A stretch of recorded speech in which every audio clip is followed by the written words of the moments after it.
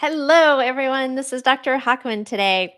Today I'm speaking with Dr. Druz. So, just before I introduce her officially, as a reminder, I am the medical matchmaker. I am a family medicine physician and founder and CEO of Happy Day Health, where I match amazing physician owned practices with physicians. So, I help practices to find doctors to join them. And I typically will help through the whole process. I help doctors and the practices make sure it's a good match, make sure both sides are being heard, help through interviews and all of that. And today we are highlighting one of the speakers from our Private Practice 101 conference. So we will be holding a conference this weekend. It is virtual. Come in your pajamas. I would love to see everyone there. Please sign up. I'm going to post a link to sign up in the chat. If you don't see it show up in the next minute or two, I'll just jump on after we're done chatting and post it in the chat below. So, Dr. Druz will be speaking about how running a private practice relates to Cirque du Soleil. Dr. Druz, can you go ahead and introduce yourself? Laura, well, thank you so much for having me. I do appreciate it. So, some people know me and some do not. I'm Dr. Regina Druz. I'm a cardiologist. I'm actually an integrative cardiologist. I'm a physician entrepreneur with a focus in digital health and artificial intelligence. And I'm a business strategist. So, I love to build businesses in the medical space, in the healthcare space. And that, of course, led me down the path of figuring out a few things. And sometimes they seem like they're out of the left field, like Cirque du Soleil. But trust me, it is 100% applicable to anyone who wishes to succeed in private practice. I'm a firm believer of that. So, tell us a little bit. I'm very curious why you chose Cirque du Soleil as your title. Why? How does this relate to Cirque du Soleil? So, great question. But let me ask you also, have you actually ever seen any of the Cirque du Soleil performances? I love Cirque du Soleil. So we are a gymnastics family. We love gymnastics. We are going to see Simone Biles live. I mean, we're all about it. And of course, Cirque du Soleil is gymnastics on steroids. So yes, I love Cirque du Soleil. Excellent. So it's always easier, I think, to describe it if someone had seen it. And honestly, who hasn't, right? Either on television or live. But the interesting part about Cirque du Soleil is that it's actually one of the companies that is portrayed or presented as swimming in the blue ocean. And I hope that that would be the concept that resonates with our audience, because Blue Ocean is a business concept that was originated in 1980s. It came from looking at a number of different businesses, a number of different companies at the time when in the United States, the competition in certain key industries was intensifying. For example, the automotive industry was experiencing a lot of upheaval, especially the big three in Detroit, from more nimble manufacturers that came from overseas that were able to provide vehicles that consumers wanted at fairly low price. And so from the academia to real life, Blue Ocean became a concept where business innovation takes hold. And it's actually an example of value innovation. And once you master that value innovation concept, and we'll talk about it in my presentation on Sunday, we're going to go ahead and see how did Cirque du Soleil did it, rising from street performers that were touring from city to city to a $1 billion enterprise with a tremendous amount of shows and very loyal following, as you could see from Laura, that, who loves Cirque du Soleil. That's awesome. I mean, that's so cool. I think innovation is so important more than ever, especially with decreasing insurance reimbursement and all of that. If we don't innovate, we die, right? You have to grow with the times. So that's so important to be able to know how to innovate and be okay with failing, because not everything's going to work, and that's okay. But you just kind of pick yourself up, dust yourself off, and kind of move on. So that's awesome. So what are the physicians who are coming to the conference this weekend? What are they gonna take away from your lecture?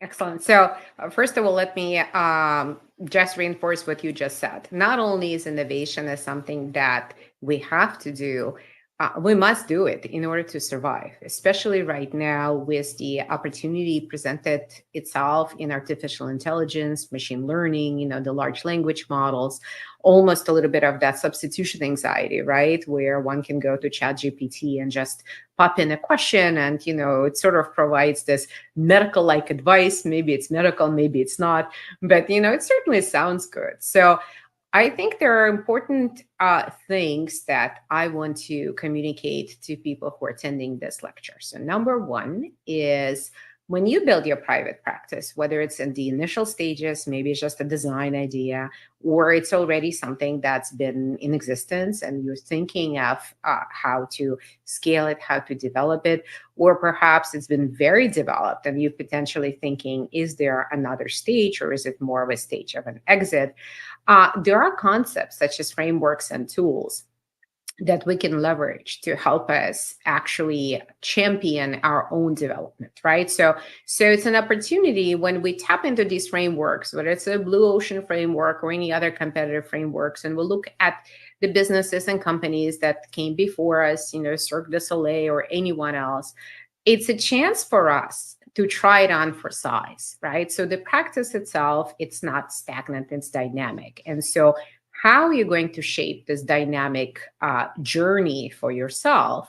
It's not trial and error, actually. There are frameworks and tools that can help us. And so I'd like to take our viewers, because it's a virtual conference, through stepwise application of those frameworks. And we'll look at the concept in general, what Blue Ocean means, why it came about, what does it give people that maybe the Red Ocean doesn't, how Cirque du Soleil did it. It's a great example, in many ways relevant to healthcare because of the number of particulars, how I did it, being inspired by their experience, and how you potentially can do it, right?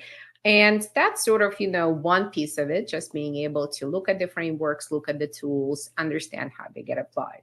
I think the second one is a little bit less technical, but it's more of a mindset type of learning, right? We all want to be successful. We certainly don't do our practices as a hobby. It's a business. It's our livelihood. And I think coming for us was that mindset that you are owning what's happening in your practice in the proactive way, that you are shaping it proactively and not reactively, and that practice is sort of a living entity. It grows with you. It responds to the changes in the environment. That's not static. So hopefully I'll be able to convince you that adopting this growth mindset, even though it's challenging and requires leaving your comfort zone and sometimes doing things that you would say, "Ooh, I can't believe she did that," or wants me to do that. I think that will serve very well for private practice owners, really positioning themselves or molding themselves into that growth mindset evolution, if you will. That's great. Yeah, I think a lot of the mess that we've gotten ourselves into as physicians, where we really aren't at the we don't have the biggest voice. And I think a part of that is from not being proactive and being reactive. And we've always been so busy taking care of our patients, and our patients have and still are our first priority. But I think so much so that as we got squeezed and squeezed more, we were just trying to do a better and better job and kind of neglecting all of the things that make us physicians, which is, to be able to take good care of the patients in the way we know best. And we kind of gave that off to other people. So I'm excited to hear about your blue ocean strategy about being proactive and not reactive. That's really great. I mean, we totally have to innovate. It's amazing. Thank you. Oh, you're welcome. Well, it's part of it is that I think as doctors, because we come up through such a regimented training, right? We medical school, internship, residency, fellowship, and so on.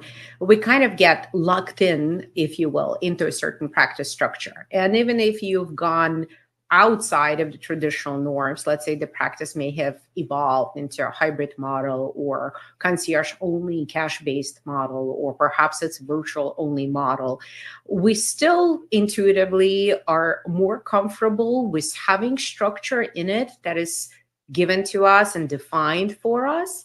The interesting thing that happens when you put on your business hat, especially if you go and get specific business training, and I ended up as an executive MBA, which was a lot of fun. And all through my 18 months of the curriculum, I kept on trying to find how those frameworks and tools would work in healthcare. And sometimes there were some examples, and sometimes there were actually none. And so what I realized is that we are so regimented and so formalized that the structure that we have sort of makes it very difficult for us to think strategically. And so, and in many ways, if you think about it, whether it's a small practice or healthcare system, it's really their structure that dictates the strategy. But in the business world, entities are much more dynamic and they evolve, they grow, and it's actually the strategy that dictates their structure, right? So it's sort of total reversal.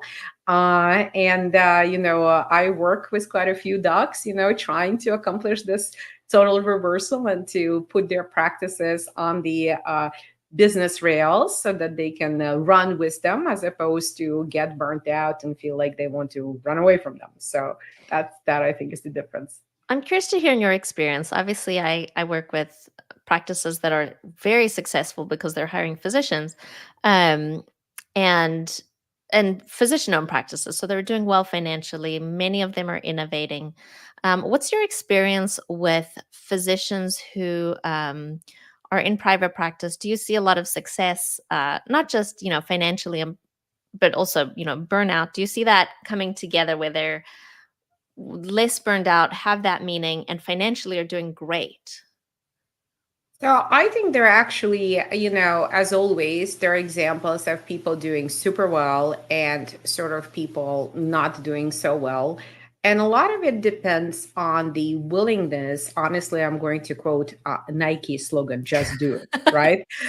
So I'll give you an example. I am, as a business coach, I work with a bunch of physicians, and I'm working with really a great group of about 5 doctors, and each of them, they are in somewhat different stages of their practice development. These are all solo practices. They have different formats. Some of them have been around for a while and it's a successful practice. They are getting not necessarily more doctors, but more ancillary staff, and they're developing or thinking of developing the services. And some are honestly just at the idea stage.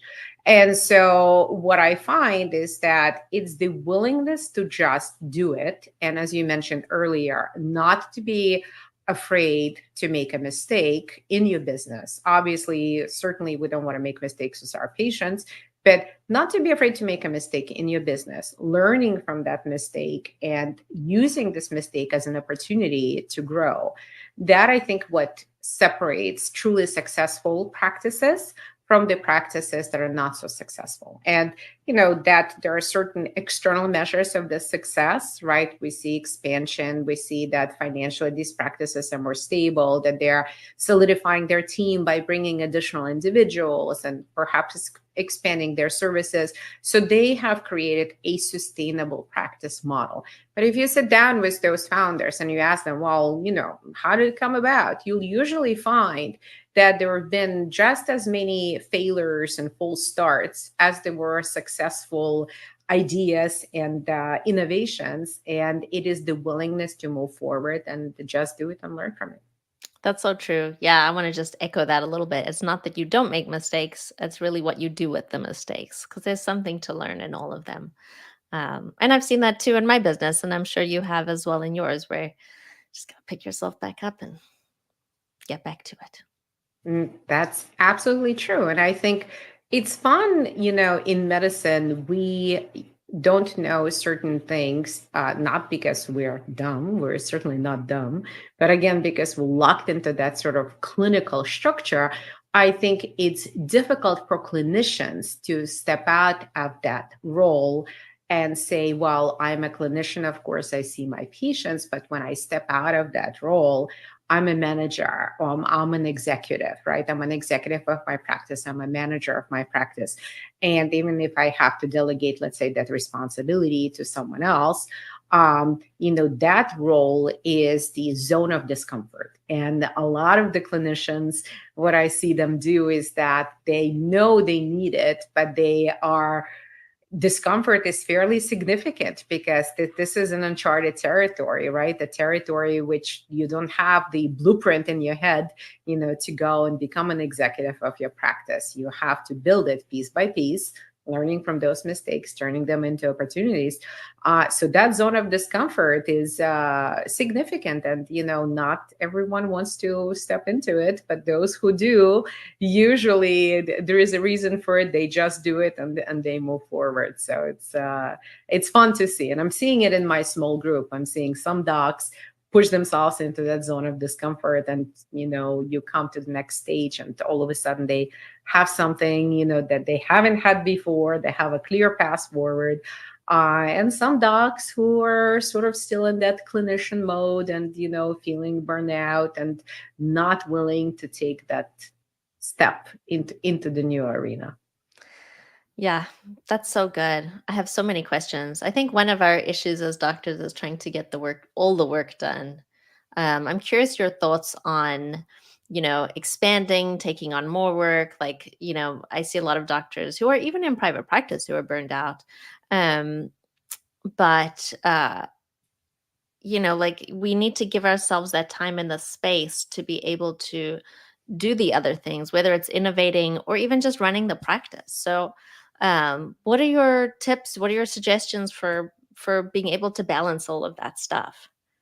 Yeah, so I honestly don't think that there is such a thing as balance, right? I do think though that one has to be willing to make space for success.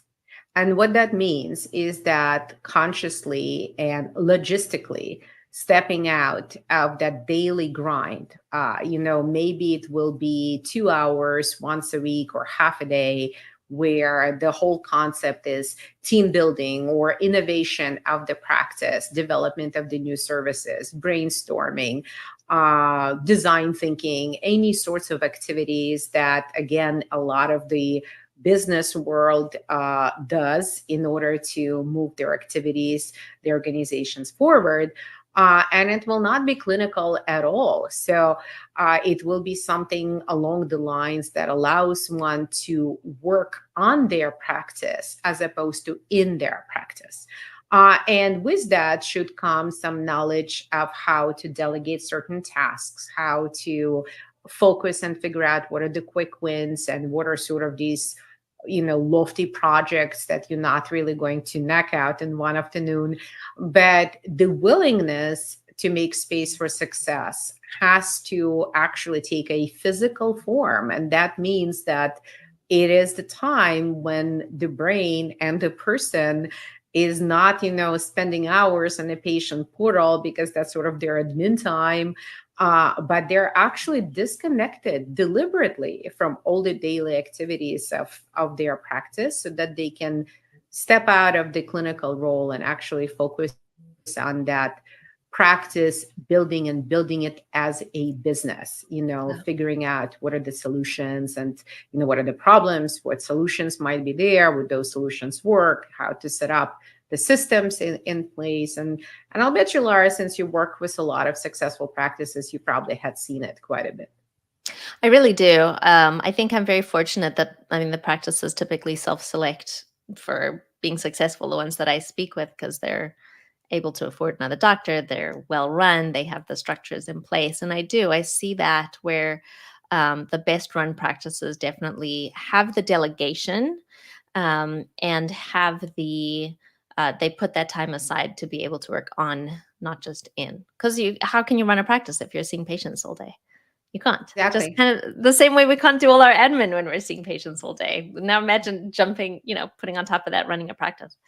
Yeah, and I think for any doc, whether they are working solo or maybe they are working in healthcare system and thinking how they can become more of an entrepreneur if there is such a possibility, you have to dedicate time and effort to that personal and professional growth, to changing your mindset, and that will pay off in multiple dividends. And if anything, it will give doctors a chance to actually unleash their creativity. And I do believe that doctors are some of the most creative people on earth. And once they learn some of these tools and frameworks, they'll be flying. They'll be taking their practices to the next level. Yeah, I agree completely. I'm excited to hear your talk, and I see Dr. Wen and Dr. Ayazafar are live on Facebook and saying hi. So I'm gonna give a wave. Hi, so nice to see you guys. I guess so. We're live. So what I'm going to say is that come prepared, because as you listen to the talk and you understand the concepts, these concepts are not difficult to understand. I definitely did my best to kind of distill them down to some of the most impactful messages.